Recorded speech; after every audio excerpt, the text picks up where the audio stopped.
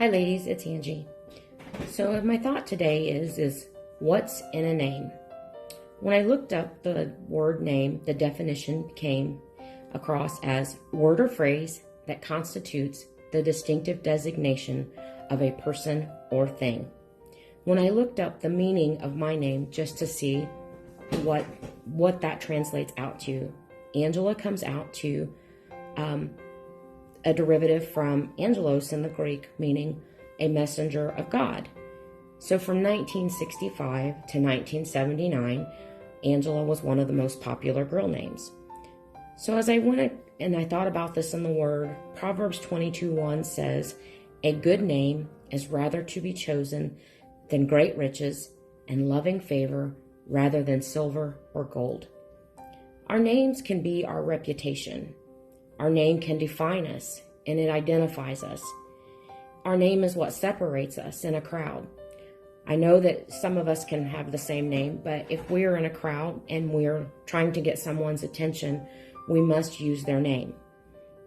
John 14:4 says, "If ye shall ask anything in my name, I will do it."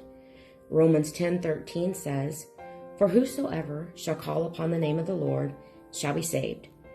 Our parents gave us our name. Maybe it was based on a tradition. Maybe it was sentiment of someone in the family that they were trying to honor or memorialize. Or it's maybe even based upon the popularity of the time in which we were born. But for whatever the reason, our name was chosen and our name was given, and we are identified by our name. And sometimes as girls, we think about, maybe when we were younger and as we were dating, we talk about our name changing when we meet that person that we are in love with, and we practice our name. Maybe we practiced our name as we were dating that guy and thought he was the one. So for me, at the time when I would have been thinking about that, my name went from Angela Keene to Angela Russell, and I practiced that. So that's just a way that our name can change. When we start our devotion, we identify who we are. Each person says, "My name is," or hello, with some type of salutation or greeting. So what's in our name? You might ask that. You might search it out. When I looked in, study out in the Bible, different names that were mentioned. Obviously, the first name that was mentioned more than anything was Jesus. Depending on your translation, the name Jesus is mentioned in the Word anywhere from 1,281 times to 1,310 times. David is mentioned 971 times. Moses 803 times. Jacob 363 times. Peter is mentioned 193 and Paul 228 times. So there's importance in the name because these men were mentioned. Again, a name holds an identity of who someone is. For us as human, it's how we speak to each other, how we know each other. But when we are speaking about deity, we are speaking about power. We are speaking about an absolute.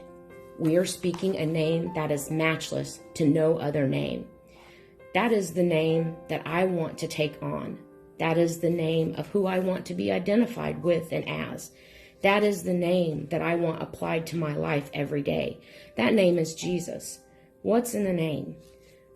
The name has to be over you, as well as the blood applied. So when I think about the name, I'm reminded of Brother Johnny James. I know probably some of us have listened to him, but he identifies himself when he introduces himself as Johnny James Jesus. So I want to identify myself as Angela Russell Jesus. I want to take on his name. That's what's in the name. I want to take his name on. I want to be part of the family of God. I want to be identified as his child. The song says, everything we need is in that name. Everything we need is found in Jesus. I just want to leave that with us. What does your name mean? How do you want his name applied to your life? Can we take on his name, and can we identify ourselves as a child of God? And that's how we become his children. We take on the name. God bless and have a good day.